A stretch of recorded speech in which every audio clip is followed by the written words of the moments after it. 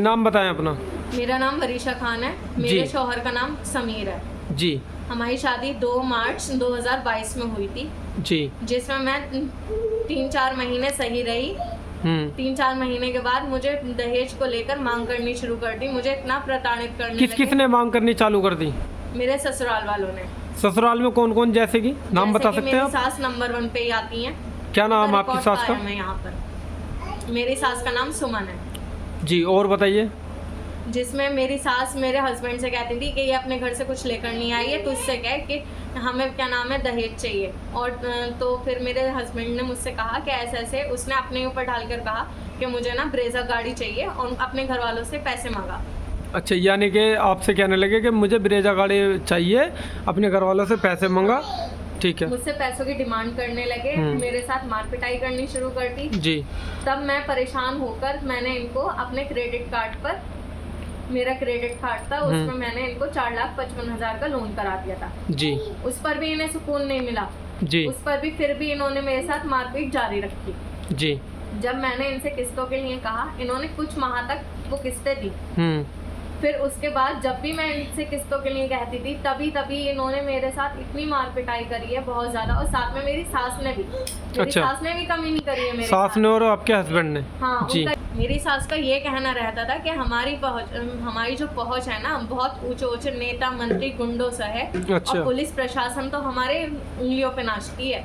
अच्छा। और ये लोग हमारा कुछ नहीं बिगाड़ पाएंगे। तू ही आखिर में हमें तुझे ही हम आखिर में घर से निकाल के बाहर फेंकेंगे और तेरा सामान भी घर से बाहर निकाल के फेंकेंगे। जी, आगे बताइए। इतना मेरे साथ मार पिटाई हुई फिर भी मैंने कुछ नहीं कहा। मैं हर चीज़ को बिचाती रही कि कोई बात नहीं, मेरा घर ना बिगड़े, मेरा घर ना बिगड़े। कुछ टाइम के बाद मुझे प्रेगनेंसी थी। प्रेगनेंसी में मेरे साथ इतनी मारा तोड़ी करी कि मेरे मोहल्ले वाले मुझे खाना खिलाते थे और मेरे मोहल्ले वाले गवाह हैं इन लोगों ने मेरे साथ क्या किया है क्या नहीं किया है। जी। 1 साल से यहाँ की लाइन कटी हुई है जिसमें बच्चे का कोई खर्चा नहीं, बच्चे से कोई मतलब बच्चा कितने साल का है इस वक्त आपको? 1.5 साल की है मेरी बेटी। 1.5 साल की बेटी है। जी। जिसमें मेरे बच्चे का कोई भरण पोषण नहीं देता, मेरे बच्चे का ख्याल नहीं रखता। अगर मैं कोई पैसा भी मांगती हूँ अपने बच्चे के लिए तो कहता है मेरे पास नहीं है। 100 रुपए के लिए मुझे तरसा और जबरदस्ती मुझसे लड़के की मांग करता है कि मुझे तो बेटी नहीं चाहिए थी, बेटा चाहिए था। अच्छा।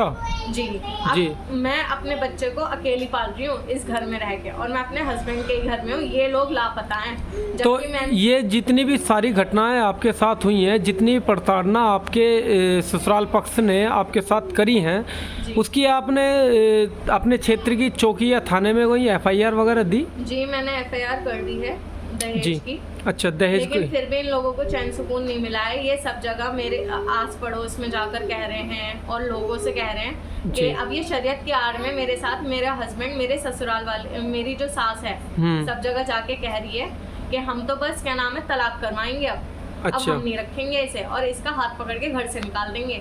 पहले तो इसने मुझे फोन पे 3 तलाक दी। अब इसे डर हुआ ना कि योगी जी की सरकार है, अब ये मुझे शरीयत की आड़ में नोटिस पे नोटिस भेज रहा है। अच्छा। और नोटिस भेजने के बाद ये सबसे ये कहता फिर रहा है कि मैं नोटिस भेजने के बाद इसका हाथ पकड़ के घर से निकाल दूंगा। मैं और मेरा बच्चा कोई वस्तु है, कोई सामान है? जब मन के घर में ले आए, जब मन के बाहर निकाल के फेंक दिया। बिल्कुल जी। हाथ पकड़ के घर से बाहर निकाल दूंगा। फिर उसके बाद यहाँ तक कि इन्होंने नवंबर में मेरा सर तक का फाड़ा था, नवंबर में हाफ मर्डर केस था। अच्छा। उसमें भी मैंने इनको जेल जाने नहीं दिया क्योंकि मेरे घर में छोटा सा बच्चा है। मैं नहीं चाहती थी कि मेरा घर बिगड़े। बिल्कुल सही बात है। फिर भी मैंने इनको जेल जाने से रोका, इनके घर वालों को जेल जाने से रोका, लेकिन अब भी इन लोगों को चैन सुकून नहीं है। मेरा हस्बैंड कम से कम 1.5 महीना हो गया, उसे घर की कोई फिक्र नहीं है, ना बच्चे की फिक्र है, ना कोई खर्चे की फिक्र है। मुझे पता है मैं अपने बच्चे को कैसे पाल रही हूँ, कैसे उसका भरण। अच्छा, एक बात बता सकते हैं आप मुझे, जो आपके मायका पक्ष ने जो आपकी शादी करी थी, जो निकाह करा था, करीब कितने रुपए की लागत लगा के आपका निकाह करा था? मेरे घर वालों ने खूब अच्छी लागत लगाकर शादी करी। तकरीबन 15 लाख के आसपास। 15 लाख के आसपास। जी। ये ब्रेजा, फिर भी उसके बाद भी 15 लाख की शादी करने के बाद भी ये ब्रेजा गाड़ी की मांग करते रहे? जी, मेरी सास बहुत ज़्यादा लालची है। अच्छा। बहुत ज़्यादा। उसका बस ये कहना रहता है अपने घर गई है, अल्लाह मेरे लिए क्या लेकर आई है। वो कहता है अपने घर जाए तो अपनी मम्मी से ये कह देना कि मुझे ये देगी या मुझे वो देगी। मैं उन लोगों को शादी में लेकर गई तो उन लोगों का मुंह बन गया कि तेरे रिश्तेदारों ने हमारे हाथ में कुछ रखा क्यों नहीं। अच्छा, इतने लालची हैं ये लोग। कौन कौन है? मेरी सास और मेरा हस्बैंड। अच्छा, दोनों ही लालची हैं। जी, बहुत ज़्यादा लालची। अच्छा, जैसा कि आपके घर से 15 लाख रुपए की शादी होने के बाद इन्होंने प्रताड़ना करी है आपके साथ और आपने एफआईआर भी दर्ज कराई है, दहेज का मुकदमा भी डल चुका है, लेकिन दहेज का मुकदमा डलने के बावजूद भी अब ऐसी क्या परेशानी क्या हो गई जो आपको मीडिया का सहारा लेना पड़ा? मुझे मीडिया का सहारा इसलिए लेना पड़ा, मेरे पास है छोटा सा बच्चा जी। और मैं एक बात बताइए, वो सबसे ये कह रहा है मुझे कहलवा रहा है कि मैं तुम्हें हाथ पकड़ के घर से निकाल दूंगा। अब बताइए मैं इस बच्चे को लेके कहाँ लेकर जाऊंगी मैं अपने बच्चे? अच्छा, ये जो आपकी बेटी है 1.5 साल की बेटी है? जी जी। तो आपको शरीयत का वो हवाला देकर वो मेरे साथ ये करना चाह रहा है कि शरीयत का हवाला देकर कि मैं हाथ पकड़ के घर से निकाल दूंगा, जिसमें मैं हर तरह से उसको निभाने के लिए तैयार हूँ। मैं वो 1.5 महीने से यहाँ पर लापता है। उसे कहीं से कहीं तक होश नहीं है कि मेरे बच्चे का क्या हो रहा होगा, क्या नहीं हो रहा होगा। अच्छा। लेकिन बस वो सबसे मेरे बारे में गंदा बोलना, गंदी गालियाँ देना, गाली गलौज करना। अब ये बताइए, मेरे पास इतने प्रूफ है, मैं चाहूँ तो इसके ऊपर मानहानि का दावा भी ठोक सकती हूँ। बिल्कुल बिल्कुल। लेकिन फिर भी मैं बचा रही हूँ कि मेरा घर बच्चा है। बिल्कुल जी। और उनका ये कहना रहता है कि अब मुझे तेरे साथ नहीं रहना, मुझे तुझे तलाक ही देना है। अब मेरा मन भर चुका है तुझसे, ना मुझे बच्चे से कोई मतलब है, ना मुझे तुझसे कोई मतलब है। मुझे 5 लड़के अल्लाह कर दे, मुझे अब तेरे साथ नहीं रहना है, मुझे तलाक चाहिए तुझसे। इसीलिए वो शरीयत की आड़ लेकर, हवाला देकर मेरे साथ इतना ज़्यादा मुझे प्रताड़ित कर रहा है कि मैं इतनी हरेस कर दिया है कि मैं मरने के कगार पे आ चुकी हूँ। अच्छा, ये जो 5 लड़कियों की जो बात है, ये आपके पास इसका कोई साक्ष्य वगैरह है? मेरे पास इसका सबूत। और 3 तलाक का जो इन्होंने जो बात आपके मेरे पास सब साक्ष्य है।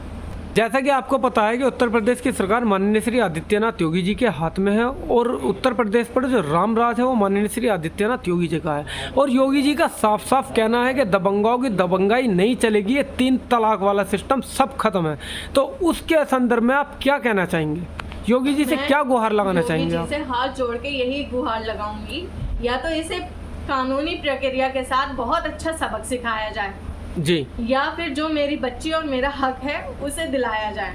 जो मेरे घर वालों का खर्च हुआ है वो मुझे मेरा हक दिलाया जाए, क्योंकि ये रोज मेरे साथ मेरे ससुराल वाले नए षड्यंत्र रच रहे हैं, मेरे रिश्तेदारों को परेशान कर रहे हैं, मुझे इतना प्रताड़ित कर रहे हैं कि मैं इस कगार पे आ चुकी हूँ कि मेरा अब ये मन कर रहा है कि मैं अपनी बच्ची को लेकर मर जाऊँ। इतना बदनाम कर रहे हैं ये लोग।